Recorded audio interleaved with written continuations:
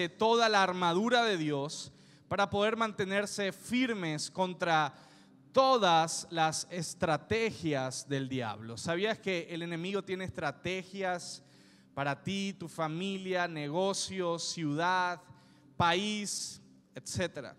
Dice, pues no luchamos contra enemigos de carne y hueso, sino contra gobernadores malignos y autoridades del mundo invisible, contra fuerzas poderosas de este mundo tenebroso y contra espíritus malignos de los lugares celestiales. Y quiero leer otra versión. Dice, tu lucha no es con seres humanos, sino con los más altos principados y autoridades operando en rebelión bajo los reinos celestiales. Porque son una clase poderosa de dioses con D minúscula y espíritus malignos que mantienen a este mundo oscuro en esclavitud.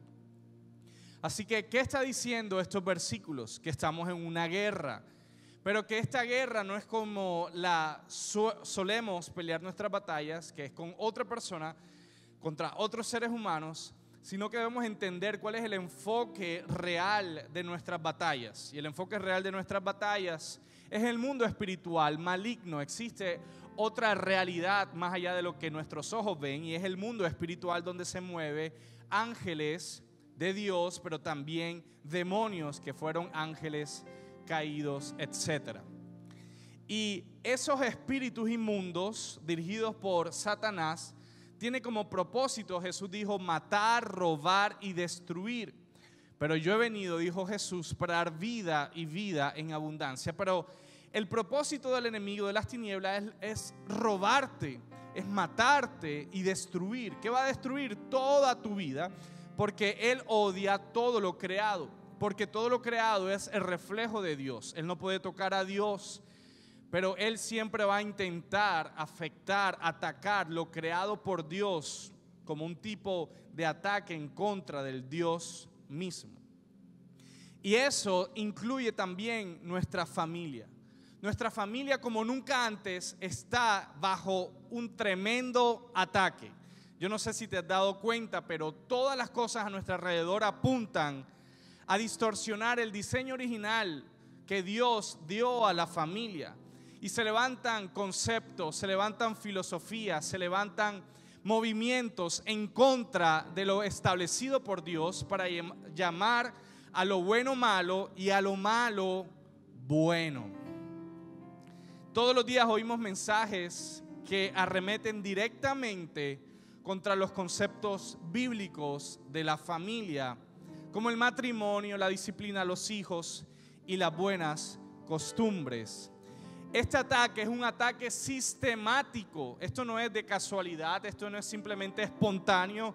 Esto es planificado con detalle para atacar a la familia, para denigrarla, para desviarla del camino de Dios, para desviar los conceptos básicos, para cuestionar las posturas acerca de, por ejemplo, identidad, qué significa una familia.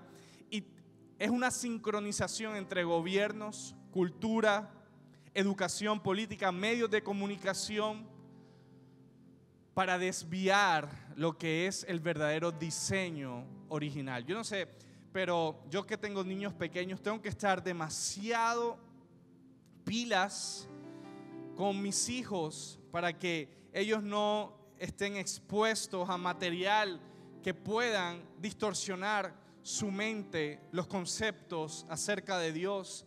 Y yo estoy seguro que no lo va a poder hacer por mucho tiempo, en el sentido de yo no voy a poder meter a mis hijos en una burbuja para protegerlos del sistema corrupto donde estamos, pero sí necesito saber qué voy a hacer para proteger el corazón y para sobre todo darles herramientas a mis hijos, de manera que cuando ellos crezcan tomen las mejores decisiones, porque no estaré allí en todo tiempo, pero sí estarán las ideas que yo he colocado en su corazón y en su mente, que deberían ser y las ideas de Dios.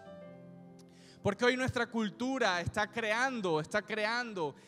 adoctrinando a todo el mundo, a nuestras familias, para que tú veas normal Temas como por ejemplo el aborto. Hay una agenda movimiento feminista, pensamiento humanista en todas las áreas, en la educación, en las redes sociales, en Netflix, en toda la parte de entretenimiento. Ya yo no puedo estar tranquilo cuando mi hijo ve YouTube. Es más, mi hijo no ve YouTube solo, solamente puede ver YouTube conmigo, eligiendo qué es lo que va a ver. ¿Por qué? Porque si tú no te has dado cuenta, YouTube hay de toda clase de mensaje que va en contra de lo que Dios ha diseñado para la familia, para la identidad sexual y para la forma de pensar bíblica, en contra de lo que ellos desean que nuestros hijos piensen. Así que el ataque es frontal. Y la pregunta que te hago es, ¿qué estamos haciendo para proteger y preservar nuestra familia? Ahora, leí este versículo que no luchamos contra seres humanos porque nuestra lucha no es contra seres humanos, sino con lo que hay detrás de todos esos movimientos. Nosotros no estamos en contra del homosexual, no estamos en contra de las mujeres que desean abortar, no estamos en contra de las feministas, no estamos en contra de esas personas porque amamos a las personas, pero sí estamos en contra de las ideas que no van de acuerdo a la palabra de Dios. Aquí todos son bienvenidos. La iglesia es la puerta para todo tipo de personas. No podemos y tampoco lo vamos a hacer. No es que tú eres de este tipo de categoría, no puedes entrar, no. Todo tipo de personas. Jesús no vino a condenar al mundo, sino a salvar al mundo. Pero nosotros no vamos en contra de las personas, sino que vamos en contra del sistema, los espíritus, las autoridades, los gobernadores de las tinieblas que operan detrás de todos esos movimientos para inducir a una cultura totalmente en contra de la palabra de Dios. Y nosotros no podemos tener una actitud pasiva o simplemente las cosas van a pasar tranquilo y no va a pasar nada. No, debemos tener una actitud activa, proactiva, para entender que si nosotros no hacemos nada, otras personas sí lo harán a favor o en contra de nuestros hijos. Si tú no le hablas de la palabra de Dios a tus hijos, otras personas sí le hablarán de lo errado que está la palabra de Dios a tus hijos para que se conviertan en personas que no crean en la palabra de Dios. Y esta es una guerra frontal, pero la Biblia enseña que no es contra seres humanos, sino contra principados y potestades, espíritus malignos en los lugares celestiales. Así que, ¿qué podemos hacer para preservar nuestras familias? Lo primero es tomar y asumir la responsabilidad de proteger nuestras familias frente a esta cultura agresiva en contra del diseño de Dios. Claramente Jesús dijo que somos la luz de este mundo. Y cada familia que está aquí, representada por cada miembro que vino hoy a nuestra iglesia o cada persona que escucha este mensaje, necesita entender que cada familia y cada miembro de su familia es una antorcha de luz en medio de la oscuridad. Y necesitamos comportarnos como tal, como luz en medio de la oscuridad. Jesús dijo en Mateo 5, del 13 al 16, dice: déjame decirte por qué estás aquí. Estoy leyendo desde la versión El Mensaje, que está en inglés. Déjame decirte por qué estás aquí. Estás aquí para ser un condimento de sal que resalte los sabores divinos de esta tierra. Si pierde su sabor salado, ¿cómo probará la gente la piedad? Has perdido tu utilidad y terminarás en la basura. Aquí hay otra forma de decirlo. Estás aquí para ser luz, resaltando los colores de Dios en el mundo. Dios no es un secreto para guardar. Lo vamos a hacer público, tan público como una ciudad en una colina. Si los hago portadores de luz, no pensarán que los voy a esconder debajo de un cubo, ¿verdad? Te estoy poniendo en un soporte de luz. Ahora que te he puesto allí en la cima de una colina, en un soporte de luz, brilla mantengan la casa abierta, sean generosos con sus vidas. Al abrirse a los demás, incitarán a las personas a abrirse con Dios, este generoso Padre celestial. En pocas palabras, tu vida y tu familia debería ser la Biblia que otras personas no han podido leer. Debería ser una antorcha de luz que cuando se relacionen contigo, con tu familia, con mi familia, entonces ellos puedan ver al Dios en nosotros, ese Dios invisible que la gente no puede ver. Que cuando se relacionen contigo, cuando vean cómo trates a tus hijos, cómo le hablas a tu esposa, cómo tu mujer le hablas a tu esposo, la generosidad, la paciencia, la amabilidad con que tratas a tus hijos, la forma de actuar frente a las relaciones, frente a las presiones, ellos puedan notar cómo es el cielo aquí en la tierra. Cosa difícil, ¿verdad? Porque en ocasiones nuestra familia se parece más a un infierno que a un cielo. Pero Jesús dijo que ustedes son luz en medio de la oscuridad. Porque wow, sí, podemos ser soñadores y decir, no, yo profetizo que la política va a cambiar, el proaborto se va a acabar. Está bien, lo podemos hacer, pero mientras tanto podemos hacer cosas más prácticas y reales. Todo comienza en nuestra familia. Y nuestra familia debería ser un pedazo del cielo aquí en la tierra, y que otras personas que estén cerca de ellas puedan oler el aroma de Dios en nuestras casas, en nuestros matrimonios y en nuestras familias. Porque ustedes son la luz de este mundo. Y les puse la luz, decía Jesús, para que esa luz brille. Para que esa luz brille. Así que nuestra familia debería ser un reflejo de Dios para aquellas personas que están a nuestro alrededor. Yo pienso que por ahí podemos comenzar. Trabajar para que nuestras familias sean un modelo que otros puedan ver. Y la vez pasada que también me asignaron el servicio de las 6, hablé acerca de cómo no volver a nuestra familia, familias disfuncionales, y todo comienza con trabajar en mí. Porque los individuos disfuncionales crean eventualmente familias disfuncionales, y familias disfuncionales eventualmente crearán otro tipo de familias disfuncional, porque cada hijo que está enfermo se casará con otra persona enferma y los dos se convertirán en un matrimonio y eventualmente tendrán hijos y van a criarlos de manera como ellos recibieron su mal crianza, y de manera que a eso es lo que llama iniquidad la Biblia. Los pecados de tus padres. Y es simplemente la repetidera de una conducta que no ha sido cortada de raíz. Pero gracias a Dios que se presentó Jesús a nuestra vida para romper una maldición, y podemos decir ahora, de ahora en adelante, quien reina es Cristo Jesús, y toda maldición generacional se rompe a partir de mis decisiones por Cristo Jesús. ¿Cuántos pueden darle un aplauso al Señor?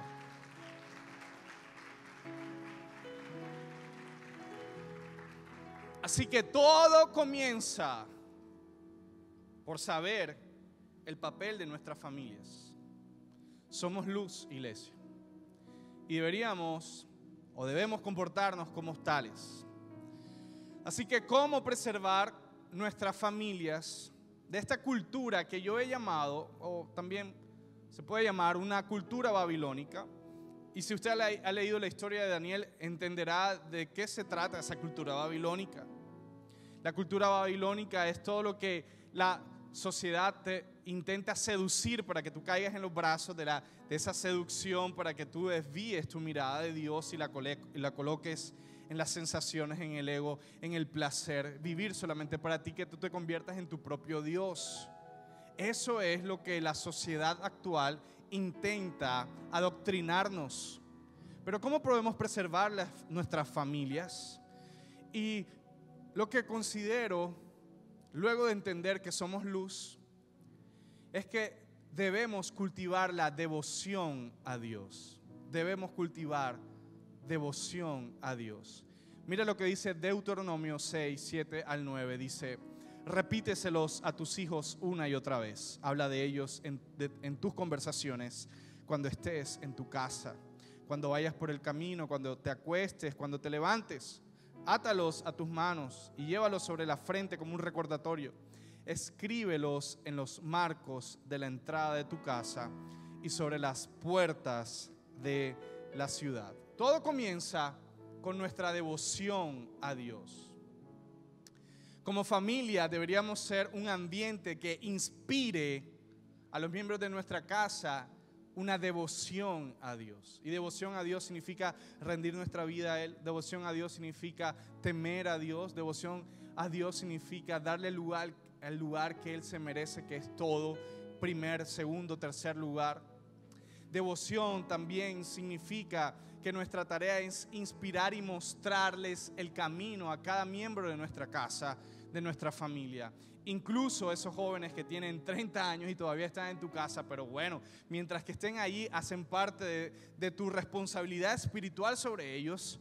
Y de alguna manera Dios te va a dar la sabiduría para sembrar las semillas de la palabra de Dios. Y de alguna manera, así sea que sus gestos corporales, su cara diga, no lo estoy recibiendo, no te preocupes, su palabra no regresará a Él vacía, sino que cumplirá y hará todo por lo cual fue dado. Y esa semilla que tú estás enseñándole a tus hijos van a regresar luego de tiempo, de años, de meses, no sé, en forma de temor a Dios. Así que nuestra tarea es aconsejar según el consejo de Dios. Déjeme tomar agua para colocar esta agüita por acá.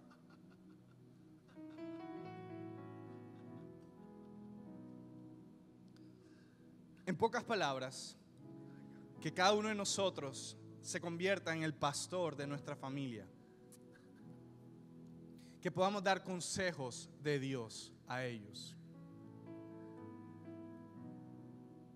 Pero lo más importante no es lo que sale de tu boca, iglesia, sino lo más importante es lo que sale de tu comportamiento, de tus actitudes. El lenguaje no verbal habla mucho más que tu lenguaje verbal. Las prédicas,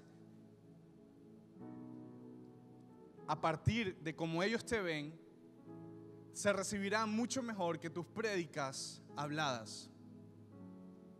Ellos verán, o ellos más bien harán lo que te ven hacer y no lo que solamente escuchan decir. Y aquí es donde todos nos retorcemos, porque aquí se pone dura la cosa. Porque hablemos honestamente, la mayoría de los que venimos a la iglesia estamos intentando las cosas, y muchas cosas de nuestra vieja naturaleza se nos salen por malos hábitos.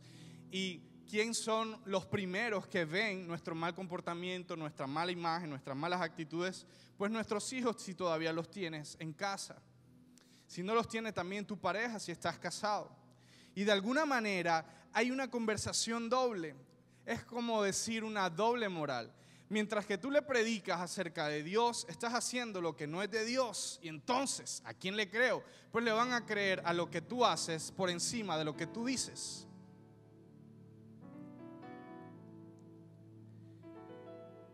Y es por eso que yo el domingo pasado decía, hay que trabajar en nuestro carácter para crear una familia funcional. Porque nuestro carácter revelará lo que hay en nuestro corazón. Y al fin y al cabo, eso es lo que vamos a predicar a nuestros hijos. Qué triste es que muchos hijos de creyentes no quieren pisar la iglesia de su papá, de su mamá, simplemente porque no ven coherencia entre lo que ellos hablan y en lo que ellos hacen. Y qué fuerte es esto, ¿verdad? Pero es la realidad.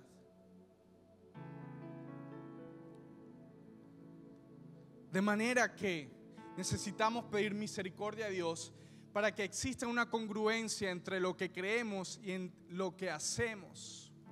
Y que nuestras decisiones no solamente sean tomadas por impulsos, emociones en el tiempo presente, sino que sean craneadas y planificadas para futuras generaciones. Que mis decisiones de hoy no solamente yo sepa que me van a afectar a mí, sino que van a afectar a mis generaciones. La manera en cómo tú cultivas la adoración a Dios es que tú te conviertas primero en un adorador. La manera en cómo tú cultivas la generosidad en tu casa es que te conviertas primero en un generoso. La manera en que tú cultivas una relación con el Espíritu Santo es que ellos te vean relacionándote con el Espíritu Santo de Dios. De otra manera, simplemente son deseos que están bien, pero que están lejos de convertirse en realidad. ¿Por qué? Porque yo voy a cultivar en otras personas y en mi familia lo que ellos me ven hacer a mí. Y aquí importante es entender y darles a entender a nuestros hijos que nadie es perfecto. Porque yo no te estoy hablando de perfección, estoy hablando de coherencia. Y tú puedes decir, bueno, Camilo, ¿y tú cómo lo haces? Pido perdón cada vez que me equivoco. Eso es coherencia entre lo que yo creo y hago. Y que cuando las cosas no salen como se supone que debería hacer, entonces yo simplemente pido perdón. Y le pido perdón a mis hijos pequeños, uno de 7 y otro de 3 años. Le pido perdón a mi esposa. De manera que estamos practicando ahí cómo relacionarse, cómo pedir perdón, cómo resolver los problemas, los conflictos. Yo no le muestro a mis hijos una cara perfecta que yo no soy, porque eso sería religiosidad, y la religiosidad es terrible. Porque nuestros hijos tienen un olfato que se huele la hipocresía. Pero cuando eres auténtico frente a ellos, cuando dejas ver incluso tus debilidades y pides perdón, entonces allí hay gracia en tu casa. Y cuando tú tratas a los demás también como a ti te gusta que te traten, entonces allí hay gracia y estás cultivando la devoción a Dios. Cuando tú generas una cultura de adoración a Dios, cuando hay principios que no son negociables y pueden llorar, patalear o simplemente ser groseros contigo, pero te plantas firme porque no es negociable ese principio, entonces tú estás dando una buena señal de devoción a Dios. Qué triste es lo que le pasó a Josué, el hombre, un gran líder, wow, llevó al pueblo a la conquista, grandes batallas, pero no pudo ganar la batalla de su propia familia, porque dice que luego que él murió se levantó una generación que no conocía al Señor ni la obra que él había hecho por Israel. Qué triste ese versículo. Y lamentablemente en ocasiones ganamos grandes batallas en nuestra vida laboral, en nuestra vida espiritual, en nuestra vida ministerial, pero perdemos la más importante, que es con nuestra familia. Y como pastores tendemos a rendir más, y también como personas normales también, rendir más en las áreas donde recibo aplauso que rendir en nuestra casa, que de pronto nadie te aplaude, pero tu labor es tan importante. Y el hecho de que hoy no te aplaudan no significa que no te darán gracias en un futuro al decirte, papi o mami, gracias por tus sacrificios, porque por tu manera de vivir, hoy yo amo a Dios, le sirvo a Dios y estoy tan agradecido contigo. Muchas gracias por tus mejores decisiones. Esas decisiones que nadie te vio, esas decisiones que nadie te aplaudió, pero el cielo sí vio y el cielo sí aplaudió.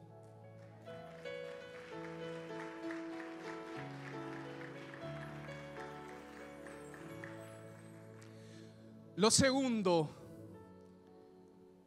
que considero que podemos trabajar muchísimo para guardar nuestra familia, para protegerla de esta cultura, es desarrollar convicciones fuertes en nuestras familias. Convicciones fuertes en nuestras familias. Y tomo el ejemplo de Daniel y de sus amigos. llevados a cautiverio para Babilonia aproximadamente entre 14 y 15 años. 14 y 15 años donde las hormonas están extremadamente alborotadas y donde Babilonia era normal hacer orgías para sacrificar y dar adoración a ídolos. Imagínense tú eso. Si hoy decimos que nuestra sociedad está pervertida, ni te imaginas lo pervertida que estaba en Babilonia. Pero Babilonia es símbolo de nuestro mundo, de nuestra sociedad, es símbolo de la perversión en nuestra sociedad. Y estos hombres, Daniel y sus amigos, fueron llevados a cautiverio y adoctrinados o intentaron adoctrinar a estos hombres en la forma de cultura, lenguaje, en la forma de hacer las cosas, incluso la manera en la comida, etcétera. Hasta le cambiaron los nombres. Dice Daniel del 1 al 3, capítulo 1, versículo del 3 al 7. Además, el rey le ordenó a Aspenaz, el jefe de los oficiales de su corte, que llevara a su presencia a algunos de los israelitas pertenecientes a la familia real y a la nobleza. Deberían ser jóvenes apuestos, sin ningún defecto físico, que tuvieran aptitudes para aprender de todo y que actuaran con sensatez, jóvenes sabios y aptos para el servicio del palacio del rey, a los cuales debía enseñarles la lengua, la literatura de los babilonios. El rey les asignó raciones diarias de comida y de vino que se servían en la mesa real. Su preparación habría de durar 3 años, además de lo cual entrarían al servicio del rey. Entre estos jóvenes se encontraba Daniel, Ananías, Misael y Azarías, que eran de Judá, a los cuales el jefe oficial les cambió el nombre. A Daniel lo llamó Belsasar, a Ananías, Sadrac, y a Misael, Mesac, y a Azarías, Abednego. Y cada uno de esos nombres representaban un significado en la cultura babilónica. Pero lo que yo trato de decir es que lo que estamos viviendo hoy es exactamente la cultura babilónica en nuestra ciudad, en nuestra cultura, en nuestro tiempo actual. Babilonia dejó de ser una ciudad del Antiguo Testamento para convertirse en un sistema de pensamiento que absorbe a cada una de nuestras familias, de nuestros hijos, intenta adoctrinar, intenta cambiar su identidad, intenta incluso meterle religión a las creencias de nuestros hijos, etcétera. Y también es un sistema de seducción que muy pocas personas no se pueden atrapar. Muy pocas personas salen de esta Babilonia y de sus encantos. Es una cultura que te seduce y te atrapa. Solo algunos pocos sobreviven a su encanto, te absorbe y te adoctrina. Qué lamentable es que muchas de nuestros hijos terminan el colegio, se van a la universidad y se convierten en otro tipo de persona. Y tú dices, ¿en dónde se quedaron todas las convicciones que ellos tenían? Pues mala noticia, en realidad no tenían tantas convicciones fuertes como tú creías. Y llegó esta doctrina, o llegó las relaciones, o llegó cualquier otra cosa, le metió duda y se dejaron llevar por la corriente babilónica, que en esta época es nuestros amigos, nuestra sociedad, la universidad, filosofías, etcétera. Pero en realidad nuestros hijos carecen de convicciones fuertes. Y si no hay Danieles en Babilonia, entonces Babilonia se come a nuestros hijos. Necesitamos levantar dentro de nuestras familias hombres y mujeres como el carácter y las convicciones de Daniel. Hombres que digan, prefiero la fosa de los leones a rendirme a dar culto a otro Dios. Prefiero que me metan en el horno de fuego a rendirme ante la estatua. Hombres que tengan y mujeres que tengan convicciones fuertes. Pero aquí volvemos al mismo punto. ¿Son fuertes tus propias convicciones para enseñarles a tus hijos de esas convicciones fuertes? ¿Has estado trabajando en tus convicciones o también eres como la ola del mar que va y viene según la filosofía o influencia de este mundo? Para levantar hijos de carácter y de convicciones fuertes, debemos como padres trabajar en nuestras propias convicciones y entender que volvemos a lo mismo. no es nuestra lucha contra seres humanos, sino contra potestades y espíritus inmundos en los lugares celestiales. ¿Sabes? Dios desea levantar en nuestros hijos hombres fuertes de carácter, de convicciones, pero necesitamos invertir tiempo en ello. Necesitamos, como dice Deuteronomio, enseñarles. Necesitamos hablarles. Necesitamos sin temor darle el consejo de Dios. Si tienen una edad suficiente para tomar sus propias decisiones, pues ellos tendrán que tomar sus propias decisiones, pero tu responsabilidad va en decir el consejo de Dios y esperar que el Espíritu Santo haga la obra en ellos, y ellos tomarán sus propias decisiones. Pero la Biblia claramente enseña que su palabra no regresará vacía, que cada consejo que tú has dado, Padre, que cada consejo que tú le has dado a esa persona que parece que hoy no escuchara, pronto esa semilla va a germinar y dar fruto en abundancia sobre tus hijos, frutos que demuestren cambio, frutos que demuestren un carácter, unas convicciones fuertes delante de tus hijos, y que no se dejen arrastrar por las filosofías de este mundo. Y yo te digo, yo sé de lo que hablo. No sé, 14, 13 años, 14, 15 años, me convertí a Jesús, y en mi época también era desafiante ser un creyente con convicciones fuertes. Pero lo único que me mantuvo a mí en el camino de Dios, además de la gracia de Dios, fue el temor a Dios. Y hoy hay carencia de temor. Hay carencia de temor a Dios. Pero necesitamos que nuestros hijos, nuestra familia entera, tenga experiencias sobrenaturales con Dios. Es la única manera. No solamente es predicar con textos, sino también con experiencias, que ellos se expongan a la presencia de Dios. Porque es la única manera, te lo digo de verdad, es la única manera de que esas convicciones que están aquí en letra bajen al corazón cuando tú te encuentras con Dios cara a cara y tú digas: no hay de otra, no vuelvo atrás. Porque ningún hombre o mujer que se encuentre con Dios en una experiencia sobrenatural volverá a ser la misma. La experiencia con Dios deja una huella imborrable en el corazón de tu familia, de tus hijos y de cualquier miembro de tu casa.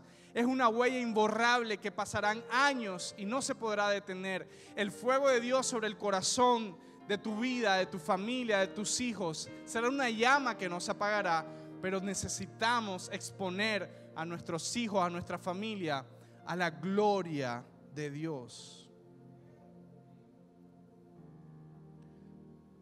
Daniel se enfrentó a toda clase de ataques, tentaciones, invitaciones, pero él tenía una huella y una marca.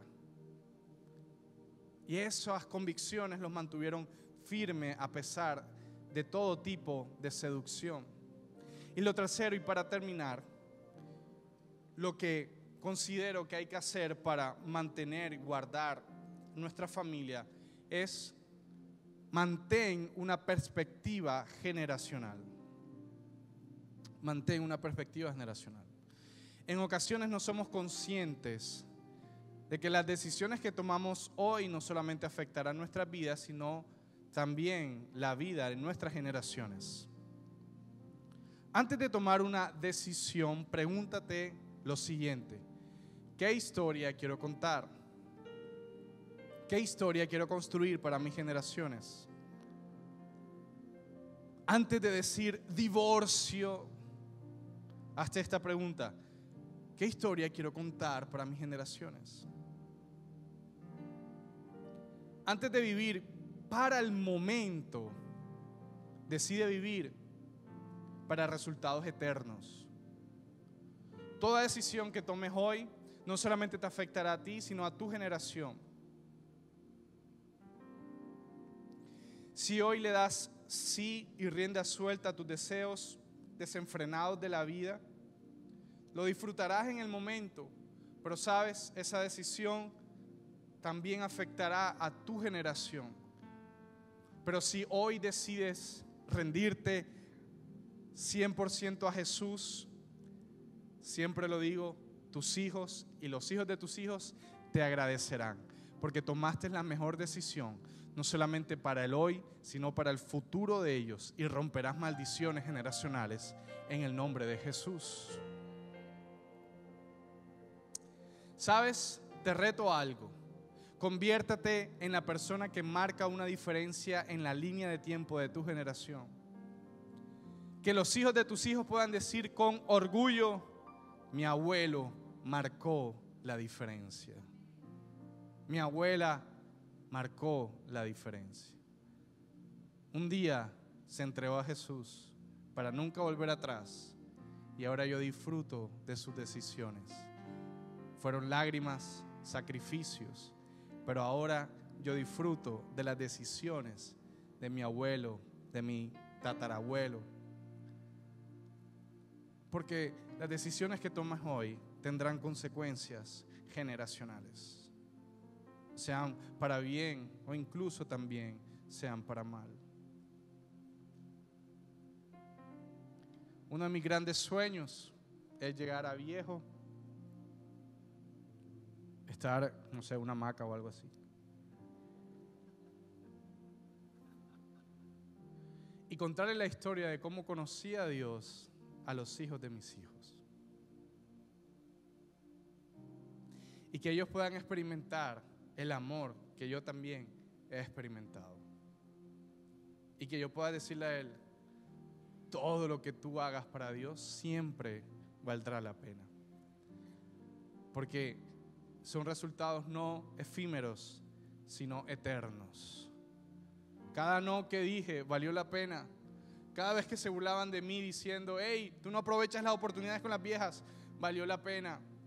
Cada vez que decidí no ir a esas cosas que me invitaban, valió la pena. En el momento no se sentía como que valía la pena, pero llegaron los tiempos, y el tiempo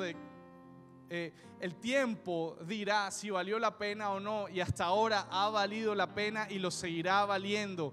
Sabes, tu vida y tus decisiones valdrán la pena para tus generaciones. Dáselo fuerte, iglesia.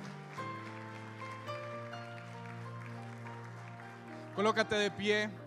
Hay una promesa de Dios que dice: y sucederá en los últimos días, dice Dios, que derramaré mi espíritu sobre toda carne, y sus hijos y sus hijas profetizarán, sus jóvenes verán visiones, y sus ancianos soñarán sueños.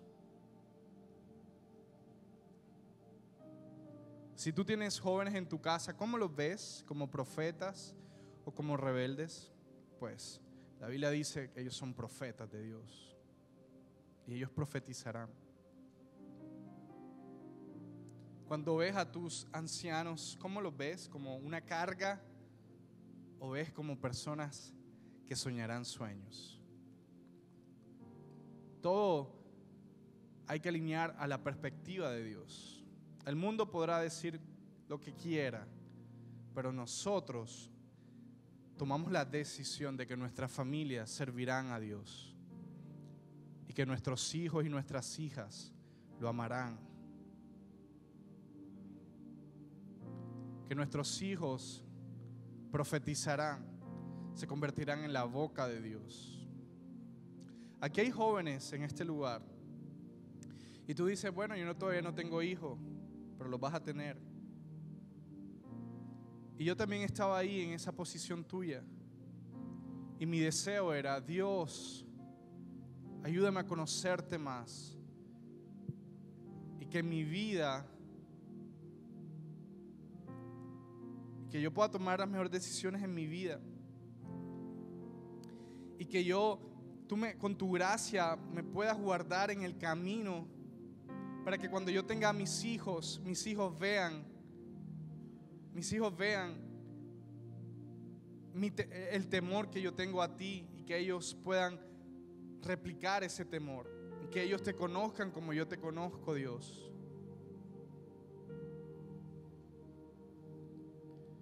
Porque entiendo que fuera de ti no hay nada. Sí, hay seducción, hay vida, hay placer, hay cualquier otra cosa que momentáneamente te puede satisfacer, pero nada eternamente como lo hace el Espíritu Santo de Dios. Y joven que estás acá, toma decisiones no solamente pensando en el momento de ahora, sino en los años por venir. Toma decisiones por tus hijos que aún no tienes.